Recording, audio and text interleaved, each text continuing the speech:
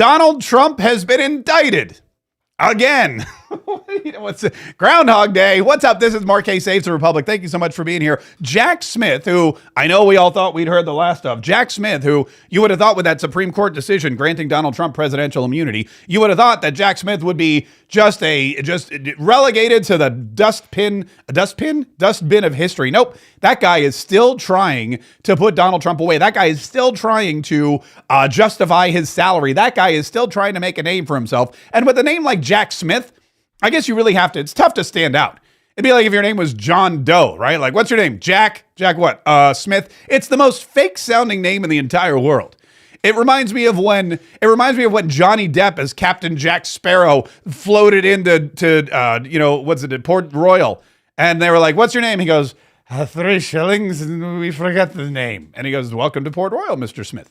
That's exactly what I think of when I think of Jack Smith. Also, that dude dresses like a pirate. So I don't know what's going on. But no, look, he is at it again. He is trying to get Donald Trump indicted, convicted, and thrown in jail, even though the election is coming up in fewer than 70 days. We're like 2 months out from this election, which may actually be illegal. It may actually be against the DOJ's own policies to indict somebody this close to an election. We're going to delve into all of that. We're going to tell you why it's happening. We're going to tell you what we believe is going to happen, what won't happen, and how, if in any way, shape, or form, it actually affects the election. First, though, I have some big news. And I'll explain to you. This is why I was late. As you know, we are getting back in the swing of things. We launched this podcast at the RNC back in July 15th. We've been going now for a while, and we're rebuilding. There's still people. In fact, yesterday I got 2 emails and a text message from people that still didn't know that we're back. And that happens. That happens when you have to take a forced hiatus, when you have to settle things down, when you're going back and forth, and and there's legal issues and lawyers you have to deal with, all that kind of stuff. You lose momentum. Your focus is taken away, and as a result, you disappear out of people's lives. And let's face it, man, I could be the #1 broadcaster in the world, but if I take 3 months off, people are going to go find something else to do, and I get it, totally get it. Not blaming anyone. Actually, I do have some people to blame, but I'll wait on that.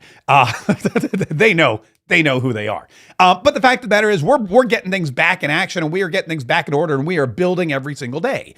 And the show is humming along. The podcast, we are in the top 100, a podcast on a regular basis, top 150 consistently, but top 100 podcasts on a regular basis, which is fantastic for what is we're a small operation. Patriot Media is a fantastic company, but it's also a small company. I just read this article earlier today that Travis Kelce and Taylor Swift's boyfriend. Wait, Travis Kelce is Taylor Swift's boyfriend. What's his name? Jason Kelce. Anyway, the Kelce brothers, one of them is dating Taylor Swift. One of them is not. They just signed a multi-$100 million contract with Amazon or something or other to air their podcast and sell their podcast for the next 3 years. So there are bigger podcasts. There are big people, famous people that are putting this stuff together. And then there's me. And we're working on getting as big and as profitable and as influential as we possibly can. But it's a slow road to hoe. Anywho, back to where I was. So I've been working diligently on getting us back to some kind of format, a regular format that we're all familiar with. And that includes commentary, the kind of commentary I've been bringing you on a regular basis. That includes, video clips and informational segments. That includes diatribes, if you will, and that trademark wit and humor that I like to bring to these kinds of things that you've all become accustomed to. But it also includes big name interviews with political thinkers and celebrities and other pundits and just, all around great people who have something important that they can share with you.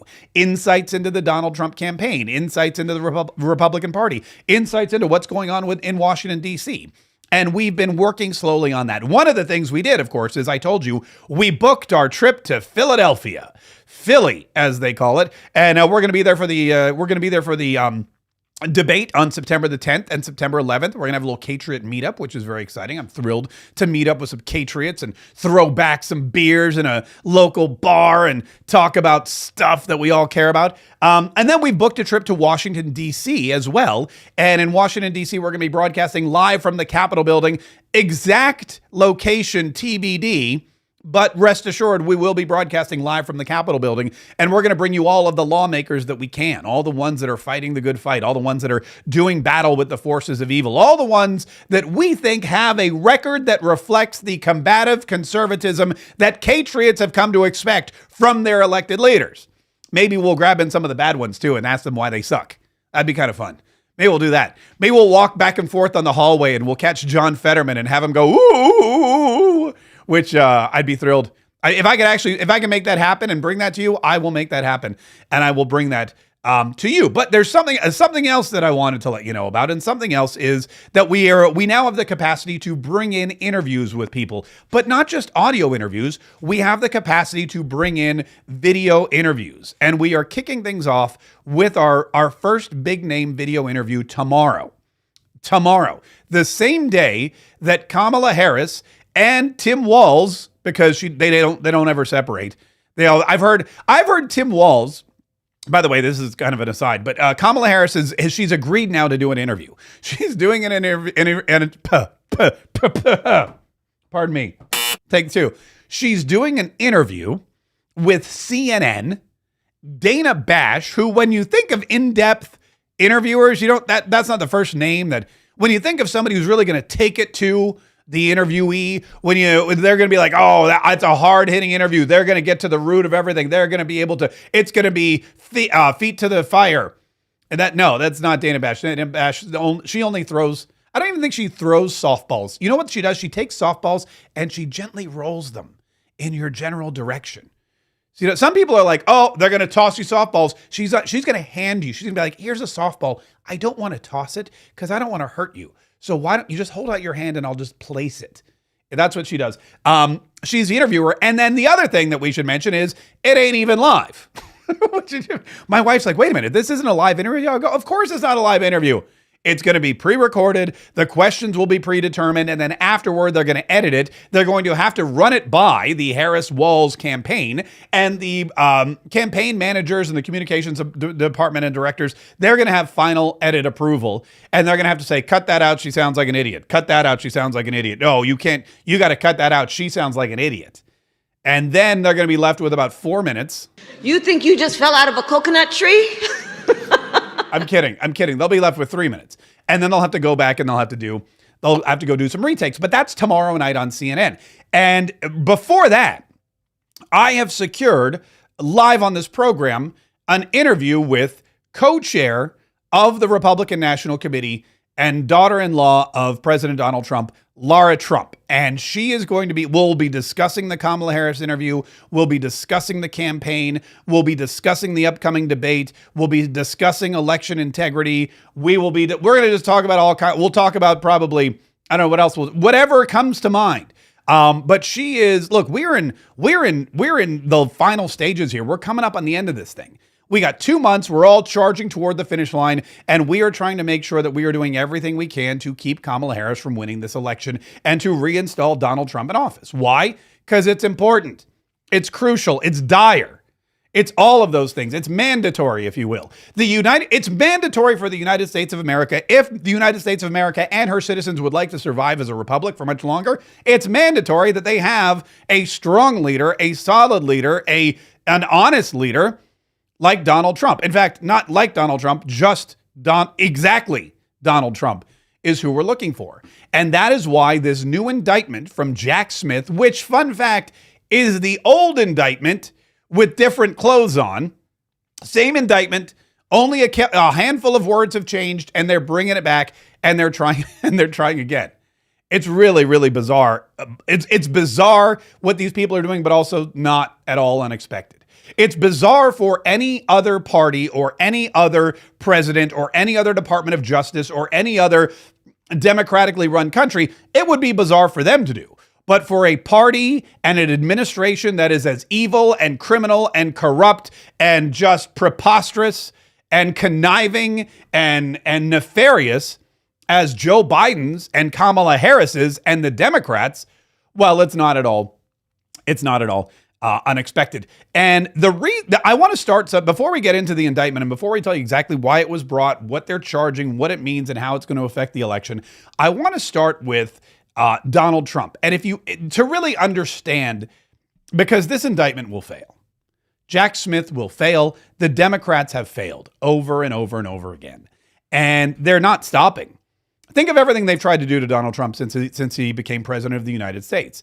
Well, first they tried to call him a liar and say he was colluding with Russia, which he never did. Then he became president and they tried to impeach him, which they successfully impeached him, but unsuccessfully removed him from office because the Senate was smart enough to not fall for it. Then they impeached him again in 24 hours after January 6th and before he left office. And then after that, they didn't even stop. Because he was a one-term president and they were all petrified with fear about a second term popping up, they decided to go after Donald Trump on a personal level.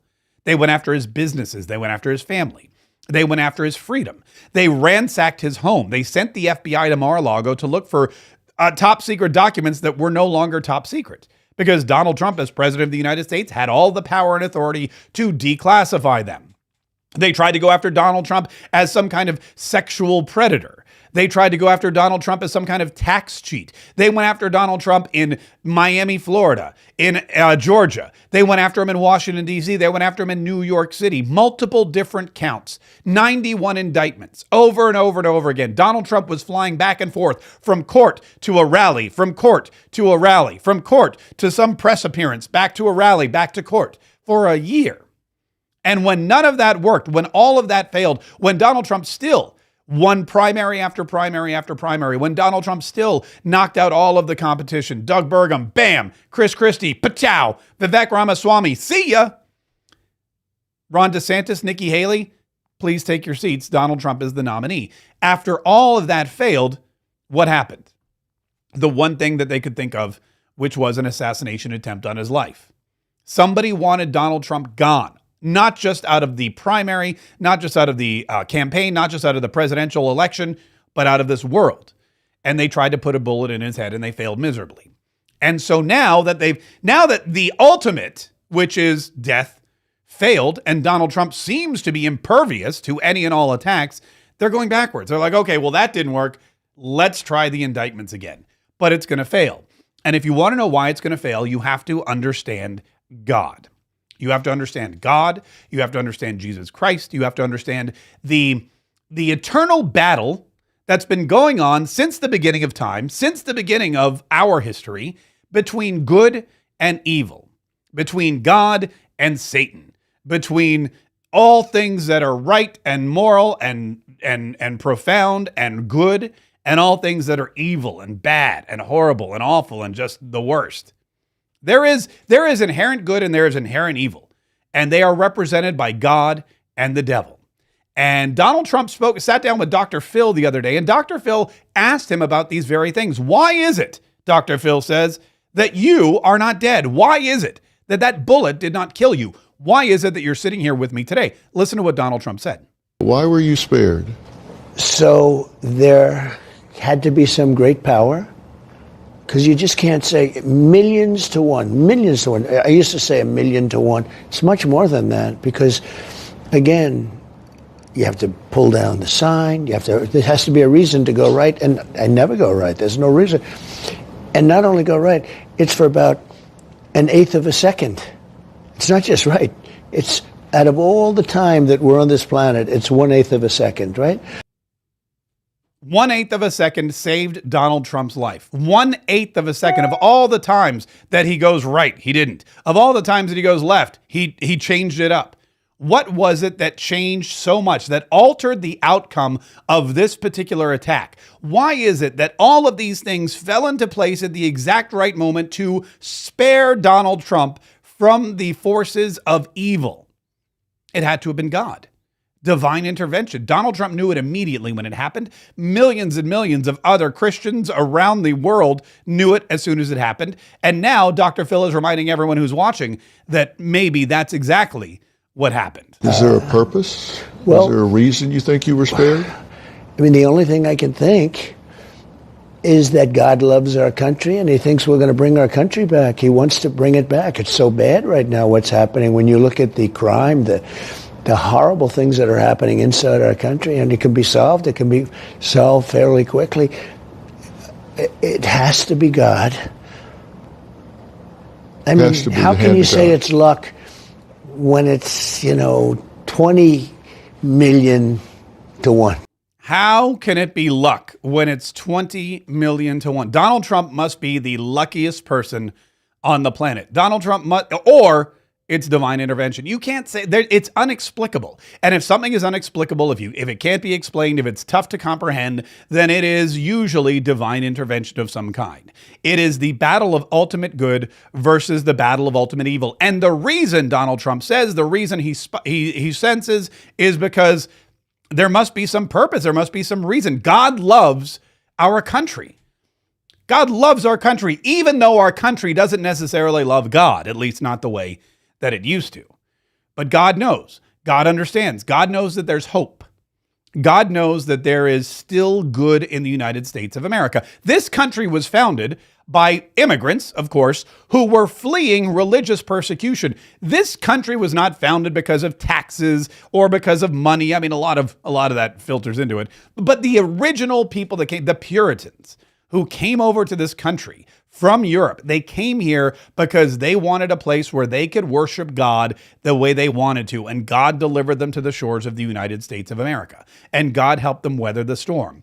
And God helped them build communities. And then when they started getting persecuted for other reasons, God helped them fight back so that they could enjoy their God-given freedoms of life, liberty, and the pursuit of happiness. God gave us those rights. The founding fathers of this country, religious men all, made sure that we had a document and a form of government and a blueprint that protected the God-given rights, the unalienable rights granted by their creator with certain unalienable rights. Thomas Jefferson didn't give us those rights. James Madison didn't give us those rights. George Washington, Benjamin Franklin, Alexander Hamilton. We did not get those rights from any of those guys. We got them from God, and they made sure that we still have them today. And we need a leader who's going to make sure that we still have them today. And God says, that's Donald Trump. So we got to protect that guy at all costs. And you believe in God? I do. You believe God's hand was in this that day? I believe so, yeah. I do. And you talk about the country. You believe you have more to do. You weren't done. You were spared for a reason. Well, God believes that, I guess. We'll have to see. I'd like to point out the humility there. When because people question Donald Trump as a religious person or a religious leader or somebody who claims to believe in God. And the last part of that, do you believe in God? Yes, I do. And you believe he has more for you to do? Donald Trump doesn't say, absolutely, I am chosen by God. I was sent here by God. He's not like the Blues Brothers going, we're on a mission from God. He's not claiming to be a God. He's saying, I don't know. But it appears that way. I guess we'll have to see. He's basically saying we're going to have to see what God has in store for us. But I know that whatever it was, for me, it wasn't dying. It was continuing my campaign for president. It was continuing my campaign to defeat the powers of evil, aka Kamala Harris and the Democrat Party, and reinstate myself in the White House so that I can do all of these great things that I've decided we need to do, that I've promised the people of this country we're going to do, so that we can continue to protect the rights that God gave us of life, liberty, and the pursuit of happiness. Listen to the humility one more time. And you believe in God? I do. You believe God's hand was in this that day? I believe so, yeah. I do. And you talk about the country. You believe you have more to do. You weren't done. You were spared for a reason. Well, God believes that, I guess. We'll have to see. God believes that, I guess. We'll have to see. That is not somebody who is arrogant or who has a God complex. That is not a demagogue. How many times has the left accused Donald Trump of being a demagogue? A demagogue would never say, I don't know. I guess God will have to see what God has in store. They would say, no, of course I'm supposed to do more. This is proof positive that I'm supposed to be president of the United States. And people always come out and they're like, would God choose someone like Donald Trump? Someone like Donald Trump, someone who's gruff and rich and says mean things about women and calls people ugly and sleepy and comrade and horse face. I don't know if he's ever actually used, I think he used horse face. He called somebody horse face.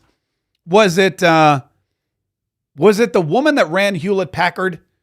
I don't remember. I don't know. Somewhere along the line, Donald Trump has used the horse face analogy for one of his presidential competitors. I'll have to go back and dig that up. But the fact of the matter is that people are imperfect, and God chooses imperfect people to do his work. And if you don't believe me, go look at John the Baptist. That guy was a kook. People were scared of John the Baptist. People thought he wore these weird animal skins and wandered around mumbling about baptizing people in sandals. And it wasn't until Jesus Christ approached John the Baptist and said, "Please baptize me in the River Jordan," that John the Baptist became the kind of spiritual leader that everybody else would then follow, that everybody else recognized was chosen by God. John the Baptist, literally chosen by Jesus. Please baptize me. Okay, boom. All of a sudden, John the Baptist is one of the holiest figures we have in our history, in our religious scripture, all because he was chosen by God. Donald Trump, we don't know if he was chosen by God to continue to lead this country, but we know one thing. He wasn't chosen by God to die in Butler, Pennsylvania, when that bullet flew through the air. He was chosen to turn his head so that he could be here today, and so that he could reinstate himself into the White House. Now, what does all that have to do with Jack Smith? I'm glad you asked. There's a headline about this whole thing that I want to share with you from CNN. And I know what you're thinking. Mark Kaye, why are you looking at CNN? Hold on, why is it off center? There we go. Trump's new indictment rocks his newly reshaped race against Kamala Harris. Now, I'm not going to suggest that CNN is inaccurate in their description of Jack Smith's new indictment. I'm going to say these people are dead wrong and lying to you about Jack Smith's indictment. Trump's new indictment rocks his newly reshaped race against Kamala Harris. Special counsel Jack Smith defiantly re-injected the question of Donald Trump's bid to steal the 2020 election into the intensifying endgame of this year's White House race by trying to rescue his case after his initial indictment was gutted by the Supreme Court's immunity ruling. Smith signaled that he is determined to bring the former president to justice, even though there will be no trial before Election Day. I think this is basically Jack Smith saying, "I still got this," former FBI Deputy Director Andrew McCabe said. After the special counsel on Tuesday filed a modified indictment endorsed by a new grand jury. His move underscored the huge personal investment Trump has in winning the presidency in November. He not only would return to the nation's top office, but would also gain the authority to halt this and other federal cases against him and head off any sentences that could include jail time if he is convicted. This is the crux of why this is happening. This is how the Democrats plan to win the election. This is a stretch, by the way, but it's all they have left. This is a very big year. It is a very important election, former federal prosecutor Ankush Kardori told CNN. This case is at stake in the election because if Trump wins, it is going away. If Trump loses to Harris, this case is going to proceed to some sort of conclusion. Let me wrap this up in a little package for you so you can easily understand it. Kamala Harris has offered nothing in the way of any kind of agenda. She's offered nothing in the way of any kind of solutions for America. She has offered nothing in the way of a reason for anybody, undecided, moderate, Democrat, or Republican, to vote for her over Donald Trump. The only policy ideas she put forth are either really, really horrible, or they are stolen from Donald Trump himself. She has no accurate thoughts. She has no decent policy initiatives. And the policy initiatives she's been working on for the last 3.5 years with Joe Biden are so bad that she's now fleeing from them, going backwards. So what do? They need some new reason to get people convinced that Donald Trump cannot be president. And this is it. They're bringing back this indictment. They're going to say, look, they know they can't win. They know it's going away. They know that they've lost. They know that this is a stupid waste of everyone's time. But Jack Smith has nothing better to do. And he's, like I said, he's trying to write his place in history. The DOJ has already weaponized themselves out of existence. If Donald Trump wins, they'll all be gone and probably indicted. So why not? You know, if you're Butch Cassidy and the Sundance Kid and you know that you're probably going to die anyway, aren't you going to go out guns a-blazing? Probably so. Mark Zuckerberg knows that Donald Trump's going to win. That's why he wrote that letter throwing Joe Biden and Kamala Harris under the bus the other day, because he's trying to CYA. He's trying to play nice with the new administration. He's trying to make sure he doesn't get hauled up in front of any more committees, or that his company is forced to disband or, separate, just like they did with Google, under any kind of antitrust law. He's got his own assets that he's covering. CYA, cover your assets. Well, the Justice Department, Jack Smith, Merrick Garland, they're all doing the same thing. And they're trying, in a way, to give people something to run on. They can't run on Kamala Harris is going to fix anything, because Kamala Harris is not going to fix anything. What they're doing is putting forth the argument that Donald Trump is so corrupt, that Donald Trump is so bad, that if he wins, he is going to clear himself of all these indictments. He's going to fire Jack Smith. He's going to pardon himself. He's going to make sure that none of these see a courtroom ever again. And that is a dictator. He said he'll be a dictator on day one, and listen to what he's going to use the powers given him by the Supreme Court to free himself from the ridiculous indictments that never should have been brought up. And they'll bring up more indictments if they have to, because that's what they're trying to sell to the American people, that Donald Trump is an evil villain and he will abuse his power to save himself and his family. When ironically, it's the Democrats who are doing the same thing. Now, this is, again, to keep with the whole biblical principles going on. There is this idea, and I think that when people see this kind of stuff, they see the battle between good and evil. Ironically, a lot of Republicans, or a lot of Donald Trump voters, I should say, that weren't necessarily Republicans, a lot of those people are voting for Donald Trump because of this kind of lawfare. They see this kind of stuff all over the place. And if you watch the clips of Don Lemon doing the man on the street, or any other TikToks of people saying, I'm going to vote for Donald Trump. Why? Well, the weaponization. What Joe Biden and Kamala Harris have done is just awful. That's just terrible. They can't do that. What they've done to Donald Trump, nobody should be able to do. And we see it. And now the Democrats are doubling down on that lawfare. They're doubling down on that weaponization of government. They're doing their best to try and persecute Donald Trump, and Donald Trump is fighting back. There's a prayer, because I'm Catholic, and one of the prayers we pray every week is to Saint Michael the Archangel. And angels are fascinating to me, because a lot of people think they're like these beautiful, sweet creatures that play the harp and the horn, and they've got the wings and the halo, and they're all fluttery, and that's all well and good, and some of them are like that. But most of them are armed, armor-clad warriors that fight against evil, literally fight. And Saint Michael, I just sainted myself. Saint Michael the Archangel is the leader of all of them. When you think of angels, or when I think of angels, I think of people that look like warriors flying through the sky, battling on behalf of God against the evil forces of Satan. And there's a prayer, we say it every week. It says, Saint Michael, why do I keep doing that? Saint Michael, the Archangel, defend us in battle. Be our protection against the wickedness and snares of the devil. And then it goes on, may God rebuke him, we humbly pray. And do thou, O Prince of the heavenly host. And the heavenly host is all the angels. So Saint Michael is the prince of all the angels. And by the power of God, cast into hell Satan and all the evil spirits who prowl about the world, seeking the ruin of souls. And it's such a great prayer. It definitely seems like a dark prayer, like you're standing there in church and you've been like, hallelujah, amen. And then you're like, cast into hell Satan and all the evil spirits who prowl about the world, seeking the ruin of souls. And you're like, oh my gosh, that's the darkest thing ever. But it's really not. It's really kind of joyous and exciting. And it's meant to let you know that you're not alone. You have a battle. Like the United States of America has the most amazing, highly trained and effective and lethal armed forces ready to protect you from the forces of evil around the world.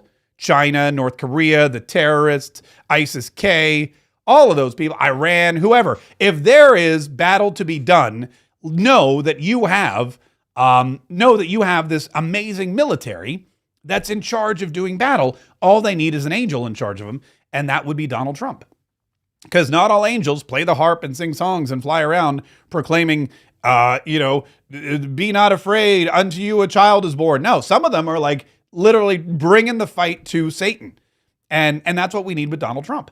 And so I kind of see that as the spiritual side of what's happening here. And evidently Donald Trump does as well. And that's why Jack Smith won't win. I mean, he's already lost this case once before. He's going to lose it again. This is just more propaganda. This is more JD Vance, who, by the way, JD Vance is really coming into his own. JD Vance, a lot of people at the beginning were like, oh, I'm scared about JD Vance. I don't know if JD Vance is the right choice, blah, blah, blah. JD Vance has become, again, a superstar in the Republican Party. He's become an amazing surrogate for Donald Trump. He's become an incredible campaigner, and he's very intelligent, probably that Yale education that Tim Walz hates. that Yale education that they're always making fun of. The reason they don't like the fact that he went to Yale is because he knows stuff. He's smart. He's articulate. He's a great debater. Tim Walz is trying to bully him or pick on him for being smart because he knows that he's not. And he knows that he's no match for JD Vance in a debate. And JD Vance was at the airport leaving Michigan, and these brand new indictments were coming out, and they asked him about it. Listen to what he said. It's clearly an effort to try to do more election interference from Jack Smith. He should be ashamed of himself, and it's one of the reasons why we have to win, because he should not be anywhere near power. It's clear election interference. It's clear election. That's all the Democrats know how to do, is interfere in elections. Case in point, RFK Jr.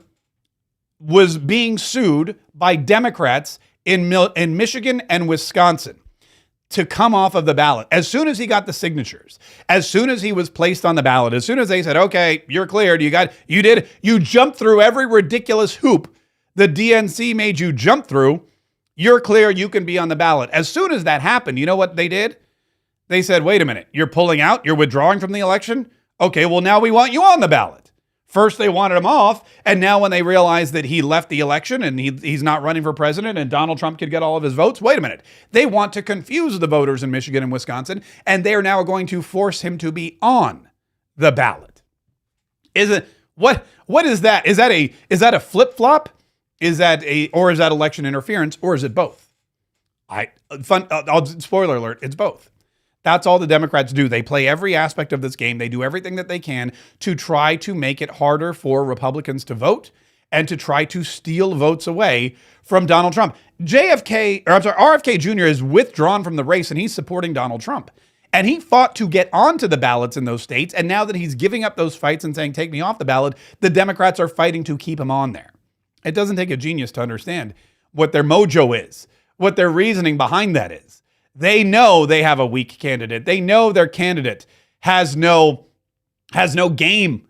They know their candidate got nothing going. The only thing she has going for her are the things she steals from Donald Trump or celebrities. JD Vance brought that up again too. He was solo in Michigan. JD Vance flew out to Michigan, had thousands and thousands and thousands of people who were there at a rally for him, in support of Donald Trump and the campaign, in support of making America great again. And he pointed out the fact that we can do that and she can't. Kamala Harris, she needs a rock star to get a crowd like this. We just come out here because we're patriots and we want to save this country. Fun fact, by the way, she didn't even get the rock star. She lied about it. She lied about being... Oh, unless he's talking about Megan Thee Stallion. I don't know that I would call either of them rock stars. Maybe pop stars or well, I won't say anything else. But Kamala Harris is losing. She's flailing. She has done nothing. And this interview tomorrow will be very telling. Again, the interview is on CNN. And I'm not going to lie. People are like, are you going to live stream it? I'll live tweet it, or I'll be live on X. I'm not going to live stream it because it's not live. I mean, think about this. If Kamala Harris is not live, there's no reason to live stream because she's not going, it's going to be perfected. It's as much as it can be. It's going to be edited to the brink of existence. They're going to edit it so much. There's going to be so much plastic surgery. It's going to look like one of the Real Housewives of Orange County. That's how this interview is going to shape up. It's going to look like Kamala Harris going in. It's going to look like Vicky Gunvalson on the way out, or one of the other ones. But the fact of the matter is that there's no reason, because there's going to be no surprises. I'll live tweet it, no problem, and we will discuss it at length on Friday's show. but I'm not going to go live tomorrow during the interview on CNN. Now, as a result, we think that maybe there will be some kind of concrete information given. So far, here's what we know. Kamala Harris is for no tax on tips, which, fun fact, she stole from Donald Trump. Donald Trump started that back in June. She peppered it in a couple weeks ago. Both in Nevada, both in Las Vegas, both while talking to the service industry. And everybody scratched their heads going, wait a minute, you stole that from Donald Trump. Kamala Harris is also now for the border wall. I don't know if you know about this. This was exciting. There was an Axios article, and I want to pull it up here. Axios article, Kamala border wall. Again, I was making final preparations to secure that interview with Laura Trump, which we did. That's why I was a little late today, so I have to pull this up here. Here it is. There we go. Harris flip-flops on building the border wall. Kamala Harris, one of the things, and I guess this is to their detriment, one of the things that the Democrats have accused Donald Trump of repeatedly is interfering in the election by killing the bipartisan border bill, by killing a bipartisan immigration bill or the Border Security Act or whatever they want to call it.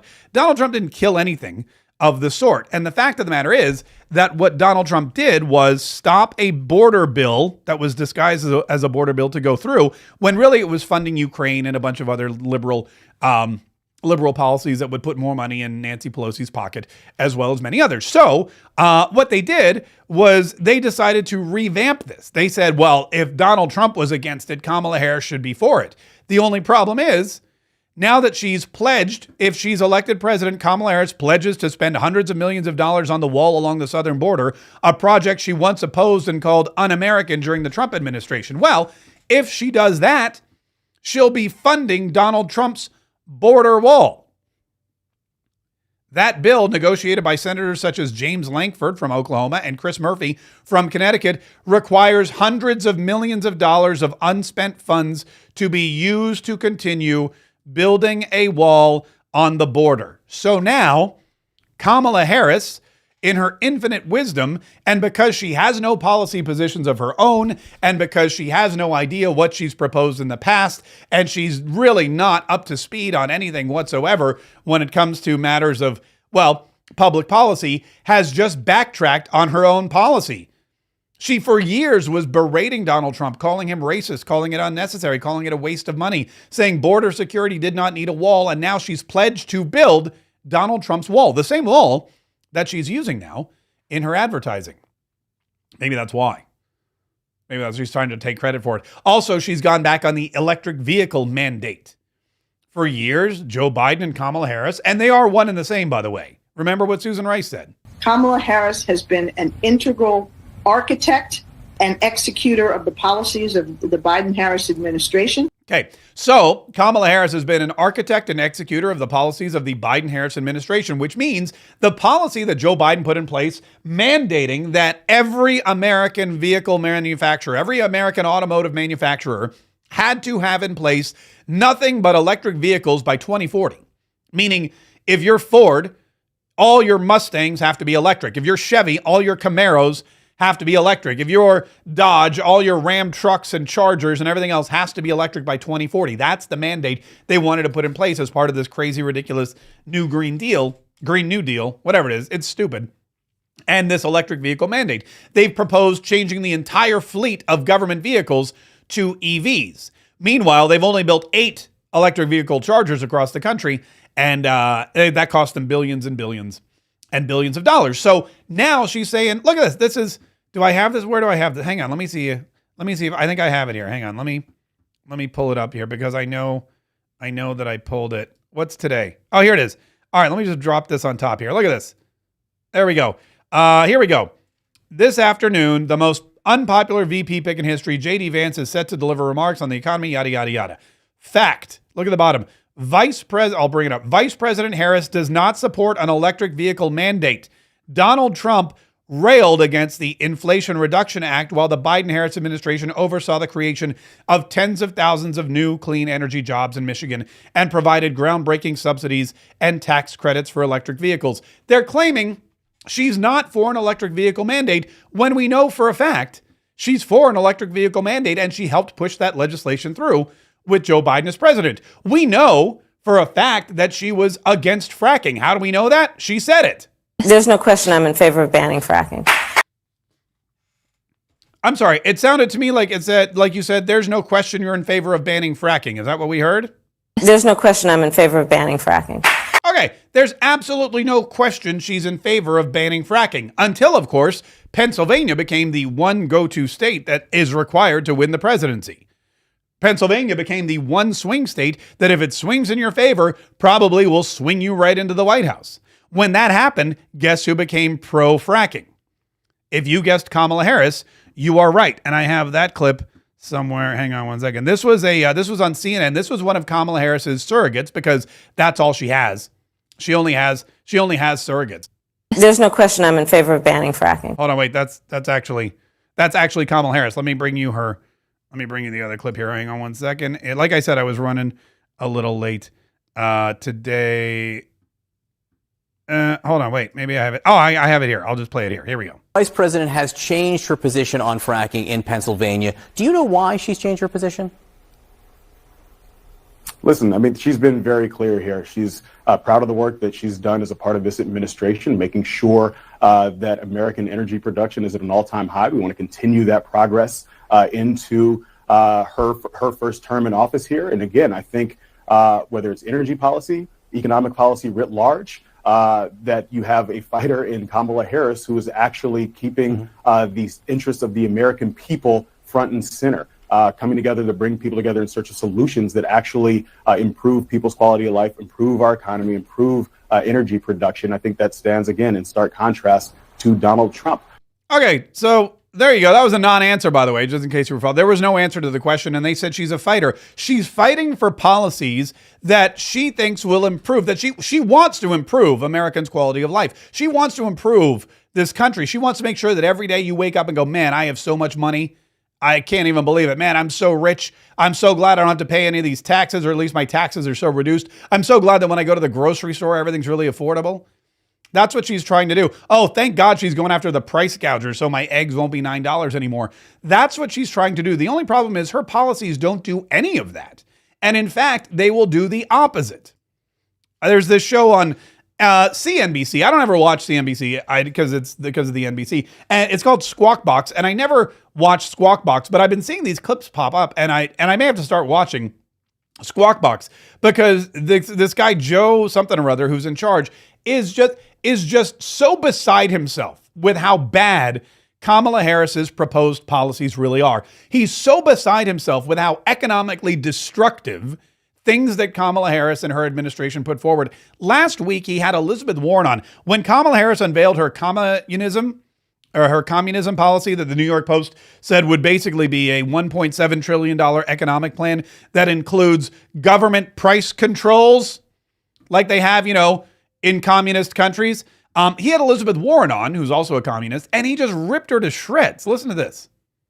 The example for if it was done in a straightforward way, Senator, it would just be your argument would be much better. When you say Kraft raised profits 440%, it was because the year before they had taken an accounting charge which brought their profit down to zero. So when they earn a normal profit the next quarter of $800 million, your people put out information that's up 440%. That's disingenuous. As Kelly puts out, competition, the cure for higher prices is when people come in and undercut those prices and supply goes back up. This has been since 1770. Especially in the restaurant business. Take yes for an answer. When there is competition, prices will reach the right level. Then we need antitrust laws and anti-monopoly laws. Yes, we do. Yes, we have do. Them. We already have them. We don't need to layer another one on here that works on what? What are the number of cases you're talking about? 1%? No. So listen again to the studies. When there is more concentration. I think I saw the study from Groundworks. It's a liberal think tank, Senator. From Groundworks, that one? Look, if you don't want to pay attention to the numbers, you can ignore them. You can ignore the calls. But the reality is, not paying attention to the I numbers, let you talk. Okay. The reality is the American people know what's happening. in pricing. They understand that they are being Who do they gouged blame for on that, prices. Senator? And who they blame for that are these giant corporations. No, they blame the that Biden dominate administration. No, you blame the Biden administration No, I don't blame, because you cannot bear the notion that sometimes these competitive markets are in fact not competitive. It's like watching a UFC match. It's amazing. That was the most entertaining thing I've ever seen on CME. That wasn't it, though. There's another portion. In fact, Kamala Harris, other than stealing from Donald Trump, she's got very little of her own policy ideas or agenda items that she's put forward. And the only thing she's put forward are this communism tax plans and price gouging plans and government controls and all that other stuff. And one of them involves an unrealized gains tax, or a tax on unrealized gains. It's called a rich tax. And this is basically a tax on profits that you don't even have. This is one of the things that is unbearable. And again, they had one of her surrogates on. I don't even know who this guy is, but they had him on Squawk Box, and they were trying to explain to him, you're lying to people. You're creating something that is so economically destructive, and you're trying to sell it in a way that is not true. Unrealized gains, taxing unrealized gains just doesn't seem fair in any sense of the word. In the very best sense, if you are taxing unrealized gains, all you're doing is pulling forward the taxes that would be paid later when someone actually sells the stock. I think that this reaction to unrealized gains is a little funny, given that I bet that the majority of people watching right now are already paying a tax on unrealized gains. It's called a property tax. When the value of your home goes up, it's a use tax. When the value of your home goes up, you pay higher taxes, even if you don't sell your home. Your value of your home never moves the way a stock moves, the way something else moves. That's always the go-to answer. It's also, property tax is a use tax. You're paying for the schools, you're paying for emergency services. Those are things that make absolute sense. And sure, and all the revenue that comes in from these unrealized gains taxes and the other taxes in the Harris plan are going to go to creating what she calls more opportunity. It's to make sure that every newborn born in this country gets $6,000. Using the services. Well, look, you're arguing that this is some sort of foreign concept that's completely unknown in the U.S. tax code. It's probably unconstitutional. It's probably, and it was never in anyone's intent to tax. It's not an income tax, and it's never going to happen. Probably. And it's never going. Probably. I don't know about that. If Kamala Harris becomes president, it could happen. What this means is, like, let's say, for example, an unrealized gains tax means, like, for example, if you have a house and you buy your house for $100,000 and then 2 years later you sell it for $200,000, let's say 3 years later, you sell it for $200,000, you've made $100,000. And unless you reinvest that $100,000, there's a capital gains tax, meaning you made $100,000, you're going to get taxed on it. It's not your income, it's your capital gains. An unrealized gains tax is if you buy, let's say, $1,000 worth of stock, and then a week later or a year later, that $1,000 worth of stock is worth $2,000. You don't sell the stock. You don't get the money. When you sell your house, you get a big fat check for that $100,000. You're just holding on to this stock. And you're like, this stock is great. It made me $1,000 in 1 year. I'm going to keep it and see how high it goes. What Kamala Harris wants to do, what the Democrats want to do, what the communists want to do is say, wait a minute, your $1,000 investment is now worth $2,000. You owe us 30% tax on that. Cough up $300. And you're going to say, but I didn't get the money. I didn't cash out. It's still just a stock. It's just more valuable. They're going to say, we don't care. If you sold it, you'd get the money. And the government's saying, we want the tax on the money that you would get if you sold it. And you're saying, but I did not sell it. They don't care. They want to take money from you. And what they're going to do is they're then going to force people to divest their investments. Like, for example, if you're telling me that I have to pay tax on my $1,000 stock that doubled in price, I'm not gonna hold on to it. I'm gonna sell it so I can pay that tax. Now all of a sudden I've divested. And if everybody's divesting their stock, guess what? Stock prices go down. Companies become less valuable. 401ks plummet. It's the most ridiculous and immoral and unconstitutional and stupid economic policy you should have. If you sell the stock, fantastic. You got a capital gains tax. And they're telling you it's a property tax, which is not true at all, because property tax, as they rightly pointed out on CNBC on Squawk Box, is a use tax. If you live in a neighborhood, you drive on the roads, you send your kids to the schools, you call the police department or the fire department, and they show up, unless, of course, you're in one of those blue cities where they've defunded and demoralized the police department and the first responders, and they don't show up anymore. You just get a recording, or 911 says, we're sorry, please call back between the hours of 8 to 9, Monday through Friday. That's happening in a lot of jurisdictions. When you buy a house, if your property goes up, your property tax goes up, and that money goes back into your municipality, and it makes your life better. If you own stock and the stock price goes up, it doesn't make your life better. It doesn't change. They're taking that money and they're spending it on probably Ukraine, let's be honest. And the other thing that's really shocking about this is if you have a stock that let's say it goes up. Let's say it doubles. You have a $1,000 stock. It becomes a $2,000 stock. They charge you tax on that and you pay it. What happens next year when the stock market crashes and that $2,000 stock is now worth $800? It's worth less. Guess what? You don't get your unrealized gains back. You've already paid that tax. It doesn't matter that the fluctuating stock price has now it's really horrible. That's one of the only things Kamala Harris has told us that she wants to do. That, and of course, price gouging controls, which will further push inflation through the roof. Oh, yes. And then all of those things she stole from Donald Trump, like no tax on tips, building the border wall, and no electric vehicle mandates. It's going to be a very, very interesting. It's going to be a very, very interesting interview tomorrow. And CNN is, look, Dana Bash is weak and she's not strong and she's not the kind of in-your-face reporter that like a Jake Tapper might be. But CNN is gotten to the point too where a lot of times they cannot ignore how bad Kamala Harris has been. Listen to this report yesterday about grocery prices and how voters interpret those. Among independent voters, again, 50% of independent voters in this poll say they will go up under Harris. 36% Trump. That is a big issue. If you are Harris, just 17% of that same poll say it'll go down under Harris. 41% say for Trump. She's got to reverse that. I mean, look, for all the issues, two things. One, this is why Republicans want to make this an issue, debate about policy, right. And Trump keeps trying to, not having a hard time doing that. Listen to what he said. He said it like it's a bad thing. This is why Donald Trump keeps wanting to make this about policy.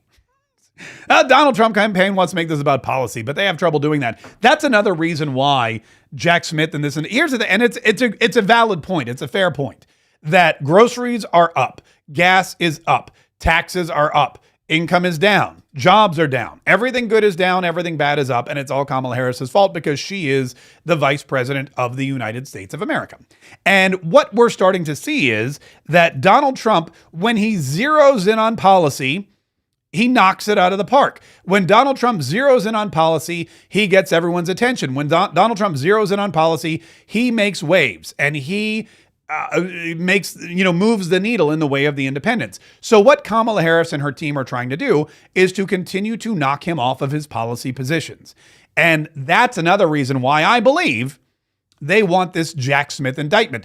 I believe they thought that by indicting Donald Trump again, they would get him on some kind of tear, some kind of rant, that he would make this election all about weaponization of the government and him and the prosecutions and the indictments and Joe Biden and the FBI and Mar-a-Lago and all that other stuff. And probably he will. In fact, he has been kind of on a tear a little bit. He's been on X and he's been rip-roaring. He's been very angry.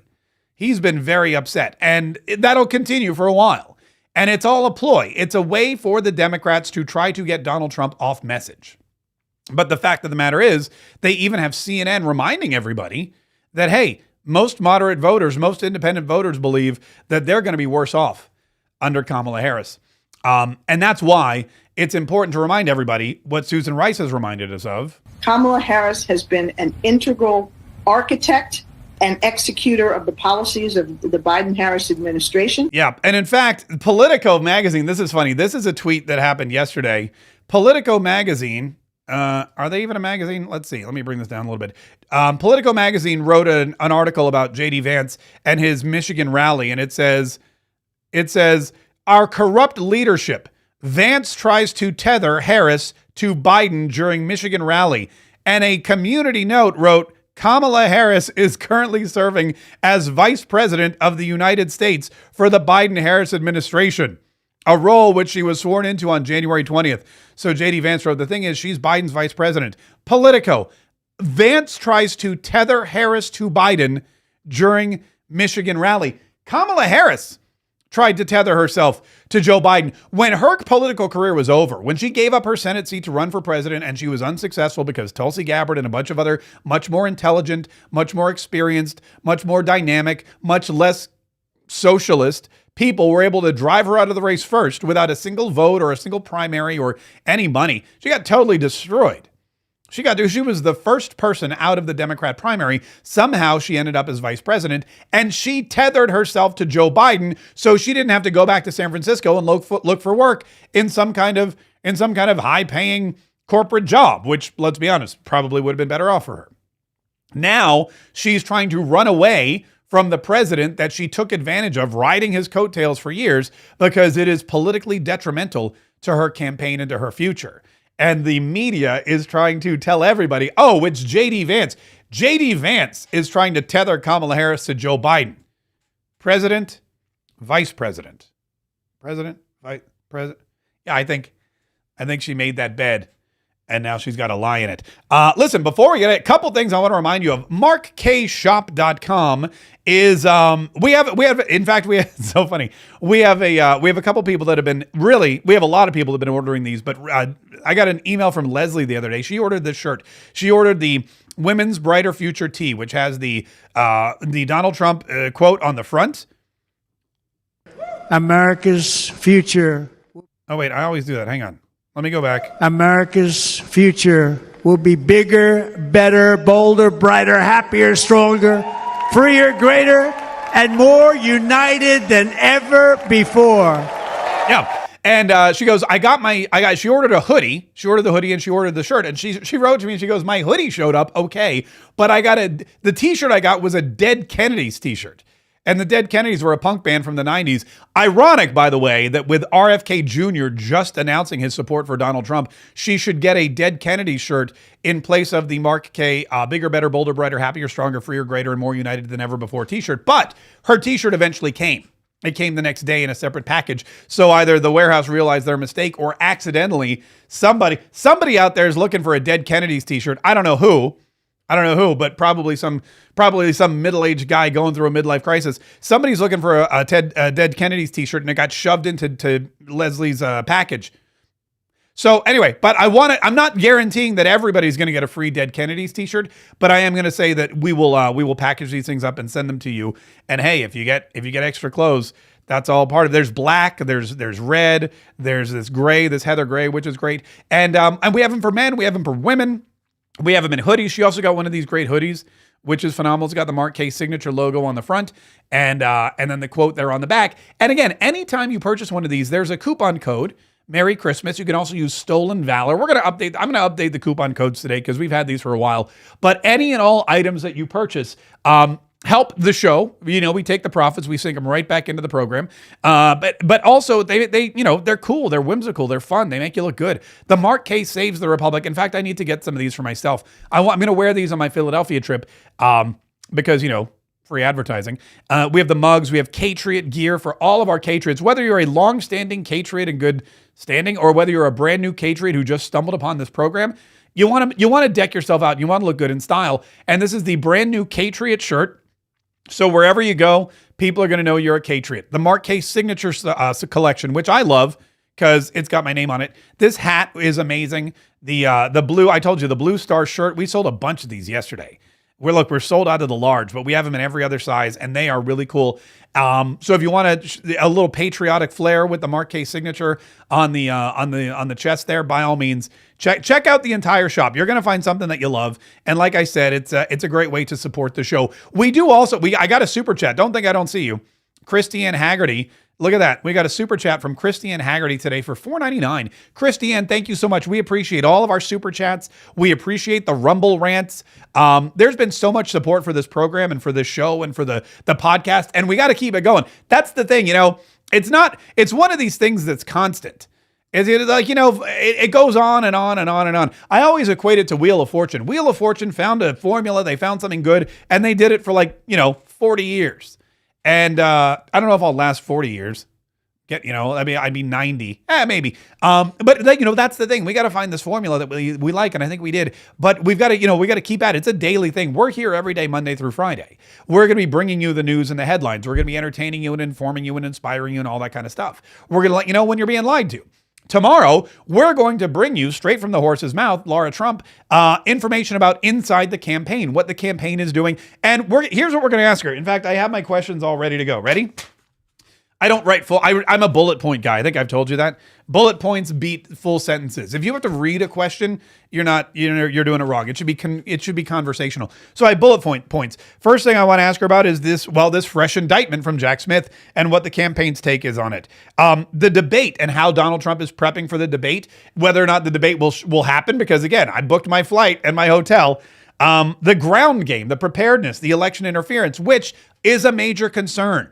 A lot of people are concerned about election interference. A lot of people are concerned about what the Democrats are going to do. What tricks do they have up their sleeves? How are Satan and his minions going to try to take this away from Donald Trump, who may or may not have been chosen by God to be our president when he dodged that bullet in Butler, Pennsylvania? And then, of course, we'll ask her about more Democrats who are joining the ticket, all that. There's so much to get to. I'm so glad she'll be joining us. And we'll do that right at the beginning of the show tomorrow. Or maybe I should tease you the whole time. You know what? Let me see when she's booked for. Yeah, we're going to be doing it right at the beginning of the show tomorrow.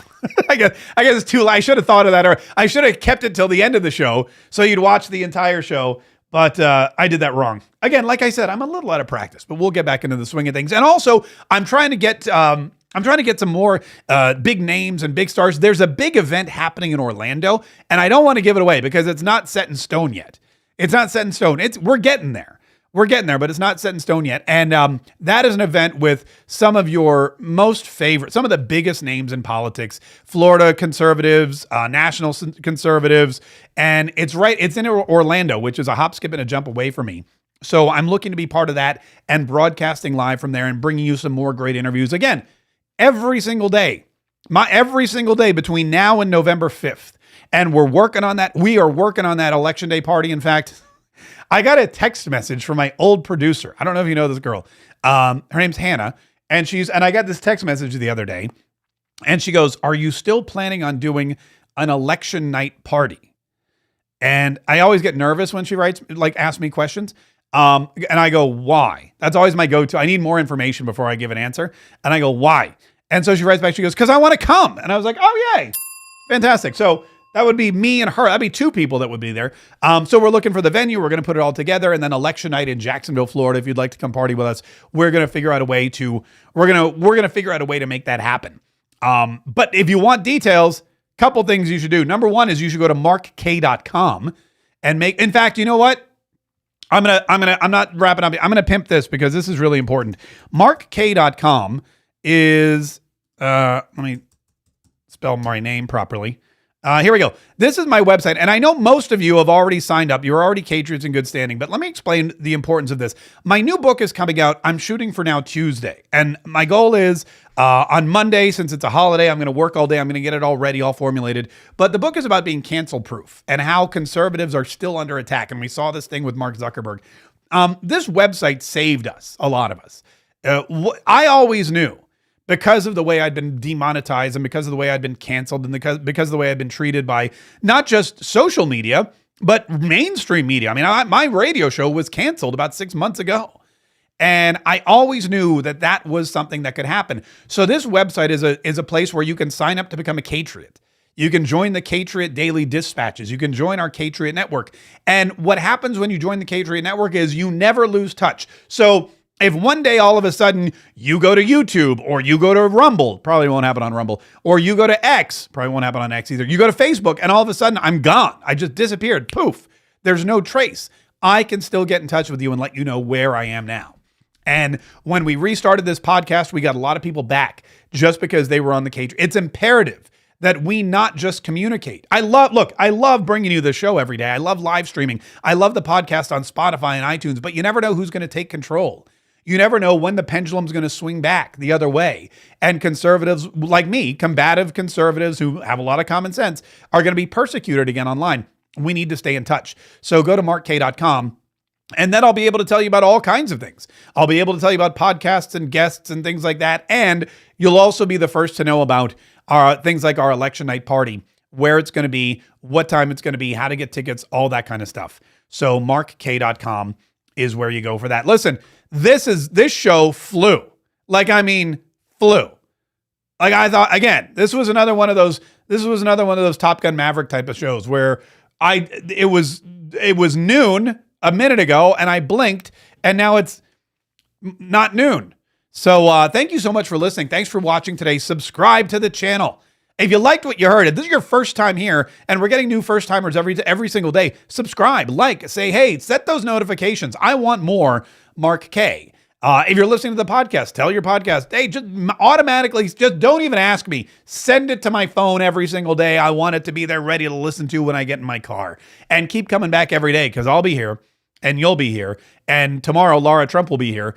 And if we all keep coming back and we all keep powwowing and we all keep brainstorming and we all keep each other informed and enlightened and excited and entertained, then we're going to have what it takes to beat back the agents of Satan and save the Republic.